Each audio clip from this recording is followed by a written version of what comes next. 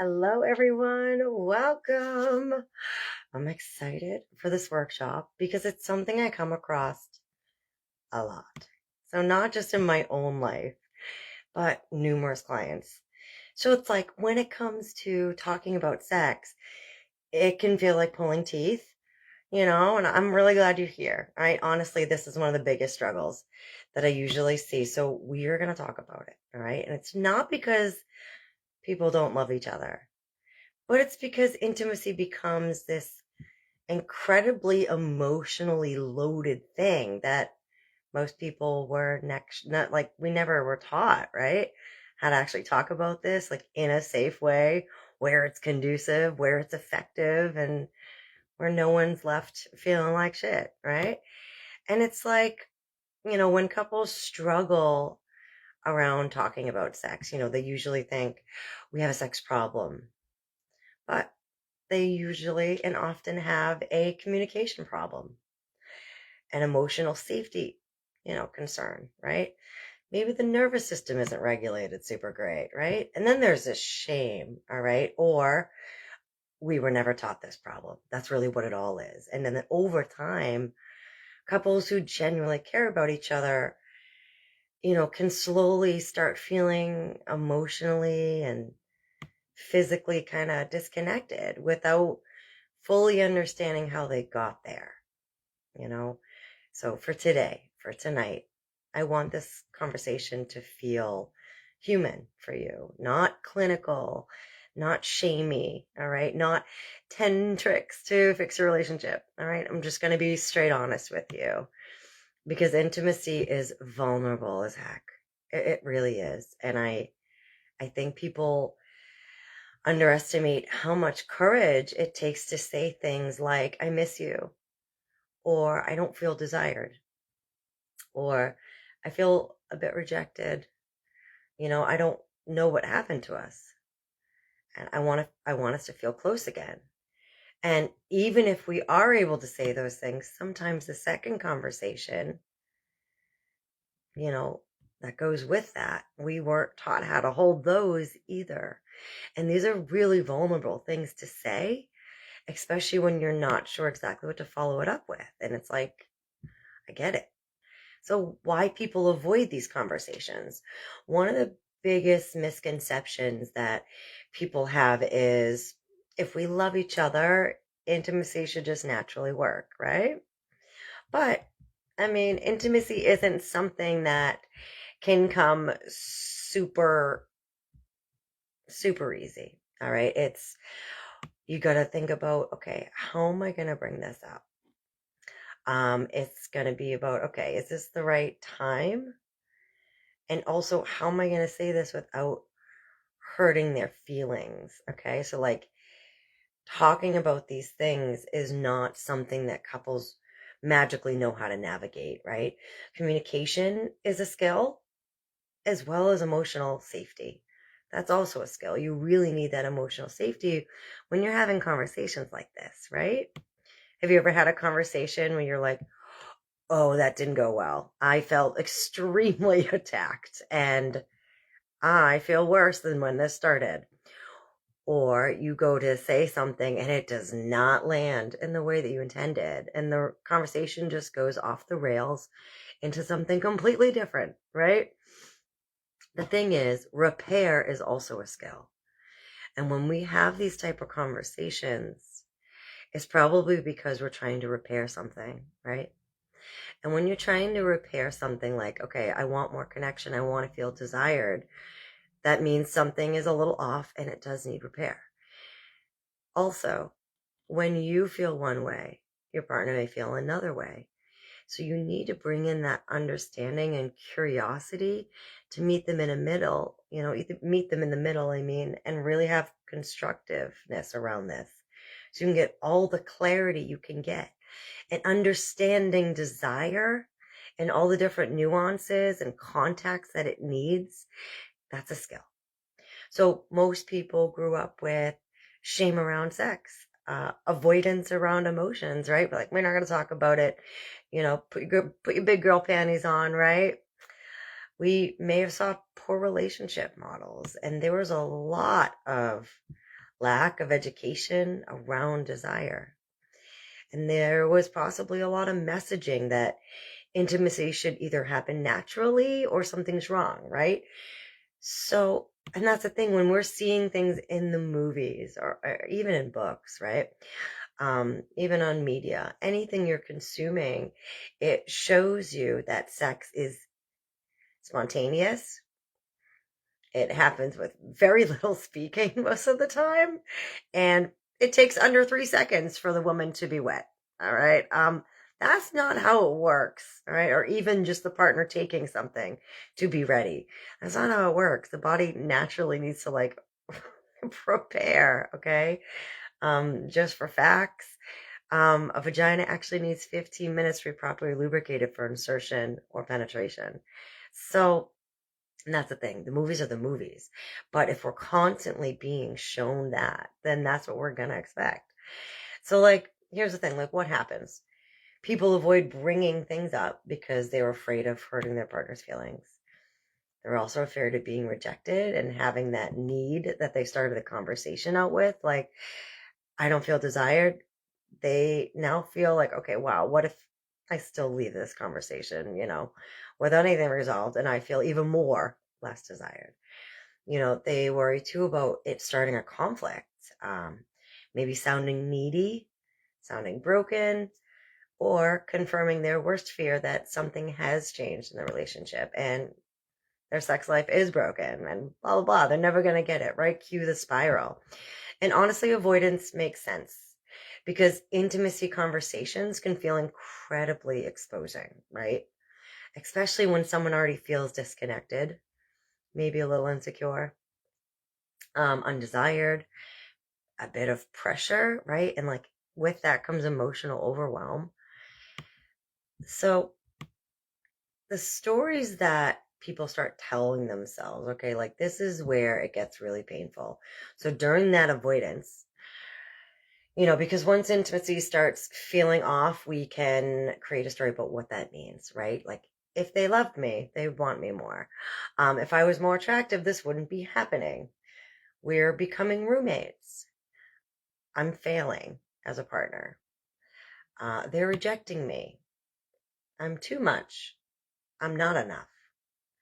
And then most couples never actually say those fears out loud. So they never get like put down as like, no, that's not the truth by your partner, right? Or partners. They just silently carry them. And the more they carry them, the more they're going to believe them. And what happens is it creates distance. And I've seen it over and over again, and then people start reacting to the story instead of an actual conversation, right? One person may shut down when it comes to sex. Another person may pursue even harder. One person avoids. One person overthinks.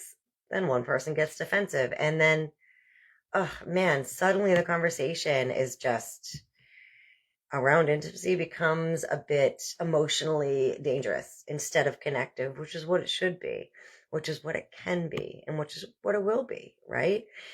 The thing is, desire does not work the same for everybody. All right. And that's a huge part because many people assume that desire should look spontaneous all the time. Like I mentioned before, like in the movies, what we see, right? It's like, hey, boom, done, randomly having sex. Like, whoa, okay, that was quick. It's like with spontaneous, it's like you feel randomly turned on. You instantly want sex and it just naturally flows that way forever. And for many people, especially in long-term relationships, desire is more responsive than spontaneous. Those are your two types of desire. When I say responsive, that's going to mean desire often comes after. It comes after a few things. So it can come after emotional connection, some light affection, touch, presence, just being around them. You had a nice meal, you watched a nice movie, you snuggle on the couch. Maybe you had a really nice conversation about like something you're stressed out about this week upcoming with work, and you felt really supported in that conversation, right? There's a lot of things, quality time, just them being there. Maybe you cooked a meal together. And then the thing is, when couples don't understand the difference of responsive desire, which is usually the norm, all right, after that honeymoon phase, because the honeymoon phase is where the spontaneous comes into. You want to jump each other's bones all the time because your body is flooded. It's flooded with dopamine, right? It's flooded with adrenaline. All right. And all of these all of these chemicals and neurotransmitters are actually like your body's on coke. And that's not sustainable, right? You can't really keep that all the time.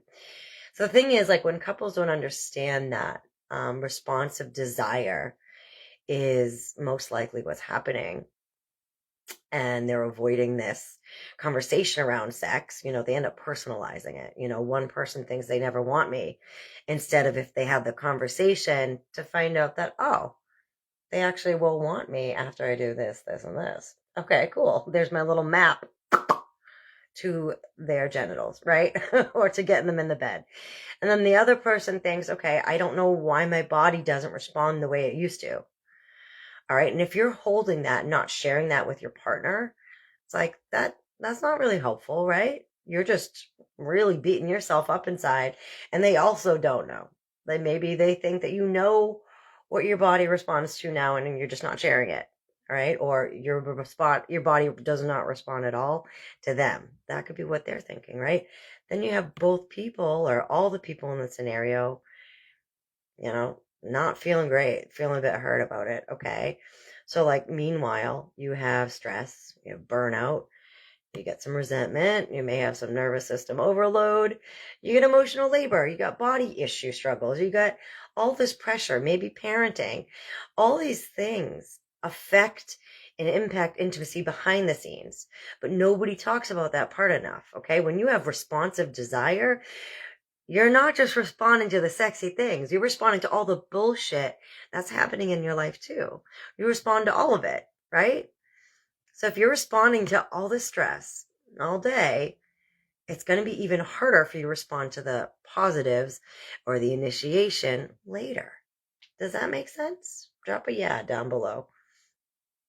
The thing is, it's like, one of the biggest mistakes that I see, the communication mistakes I see, is trying to talk about intimacy during moments where you're already in a tricky place, in moments of hurt, rejection, you're shut down, you're frustrated, or even in a conversation or a conflict about something else, and you bring up sex. You know why? Because sex has been on your mind that whole time, and you've been avoiding it. So it's just going to come flooding out because it's been weighing on you, right? And usually those conversations go really freaking bad really quick. Not because either one of you is bad, but because your nervous system already feels unsafe if you are already, talking about something really important or even fighting about something really important already.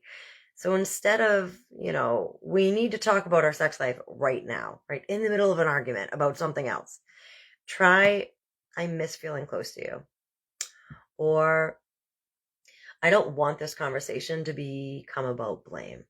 All right. I want us to understand each other better. I miss sexual connection with you. And like, when you hear that, maybe your posture will change a little bit. Like, that changes the emotional energy completely. That changes the vibe. That changes how you're being approached. That's changing what they're saying to you, not telling you that you're a bad partner, because underneath a lot of that intimacy conflict is usually longing. It's grief, maybe a lot of fear, right? Misunderstanding is the biggest one. Emotional vulnerability, of course, right? And disconnection. And it's like, you're not the only one feeling it. All right. So it's like, you're not just, all these things behind the scenes are happening, right? It's not just the sex itself. It's all these other layers. And I got a couple of reflection questions for you. So if you're watching this at a later time, right? I'm going to put this on YouTube. So if you're watching it, pause for a second, grab a piece of paper and a pen. All right. I want you to take a second and really sit with a few questions, okay? You do not have to answer publicly. You can always email me at laurengoyette.com just to share. I'd love to hear how these sit with you. And you deserve to have somebody to talk to, right? But I want you to be honest with yourself, all right? First question. When was the last time you genuinely felt emotionally connected to your partner? Second question. What feels hardest about talking openly about intimacy. Third question. When intimacy feels off, what story do you usually tell yourself? Like, what are you saying to yourself about it? What are you making it mean? And when it comes to sexual communication, do you tend to like avoid? Do you pursue more? Do you shut down? Do you overthink? Do you people please? Or do you get defensive? Okay. So when it comes to sexual communication, what are the things that you're doing? Next question. I think it's number 4. I don't know. What would emotional safety around intimacy and sexual communication feel like for you? Like, what does that feel like? Maybe where are you sitting, right? Is it in the kitchen? Are you on the, on the floor, sitting on the floor on pillows? Are you, holding each other's hand, right? Like, what does it feel? Does it feel safe? And when you can tap into what it's going to feel like, you can usually kind of construct that scene. Next question. Do you feel sexually understood by your partner? And my friends, your last question. Do you feel safe expressing your sexual needs honestly? Guess what? No matter what your answers are, they are not wrong. And a lot of people realize that during these conversations, what they're actually craving isn't just sex. It's going to be more of those really underlying layers: connection, affection, safety, understanding, right? Maybe even some curiosity, right? Feeling chosen, feeling emotionally close again, right? Things feeling exciting again. And these sexual conversations help.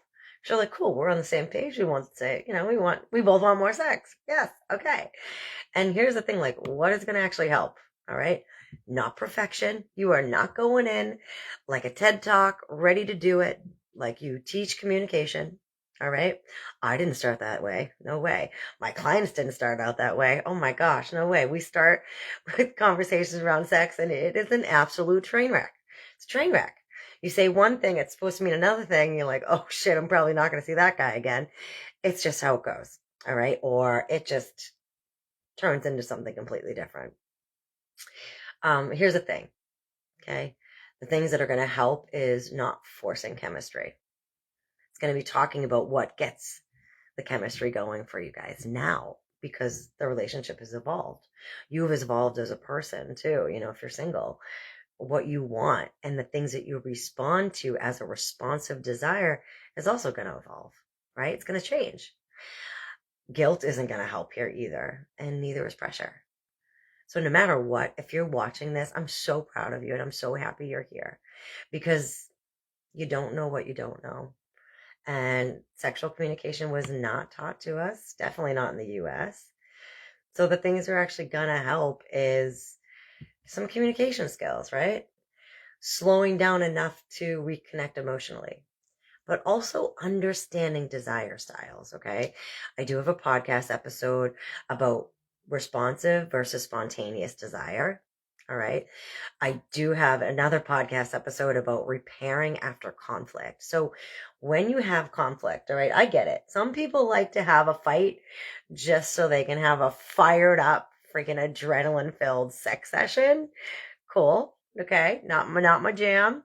But it is for some. All right. But also notice what you're doing. You're doing it because you have all of these neurotransmitters and chemicals flooding your nervous system. So we really need some honesty here, some communication, right? And like just getting curious about what our partners need now. And it's your job to figure out what you need now. That way you can explicitly express it. No way for any misinterpretation, right? And honestly, it's like couples need support because of these patterns that change. And these patterns of not talking about it can become like really emotionally charged over time. So when we understand intimacy intellectually, right, that's one thing. But actually changing like long-standing patterns inside of a real relationship is a lot harder, especially if both people feel hurt. All right. And that's why support, reflection, communication tools can make such a big thing. All right. So something I want to leave you with tonight is that struggling with intimacy and talking about it does not automatically mean your relationship is broken. It doesn't mean you're broken either, but it does mean you're probably carrying around a lot of shame, right? About things that you were actually never taught how to navigate. And that's actually not on you. That's not your fault. You know what I mean? So another thing is it's like like if you think back to the last like conversation you had around sex, like how'd it go? Like rate yourself on a scale of 1 to 5, 5 being great. How'd it go? Right? A lot of people navigate between like a 1, 2, and a 3. Not great. But when couples start approaching intimacy with more like honesty and compassion, like trying to understand instead of like blame and scared shitless that the relationship is over, things really shift in a meaningful way, and it's one of those things. So thank you all for being here. And I'm going to leave you with a tip. All right.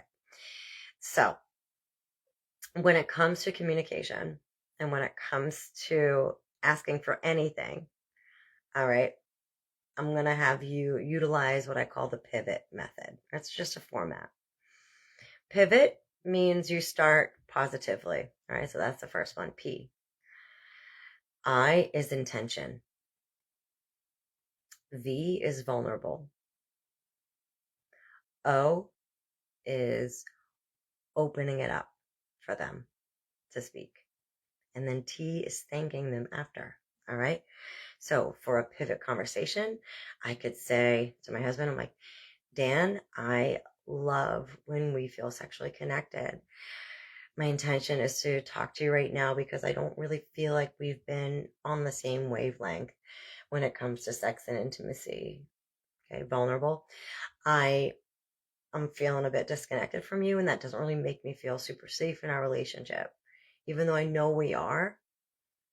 O for openness, right? Like, open it up. What do you think about this? And would you be open to talking to me sometime this week about where we can maybe try something new or where we can carve out time for each other? They answer, thank you so much for having this conversation with me. This was really important. Kiss, kiss, kiss, right? Something like that. So here's the deal. You don't have to do it alone. Okay.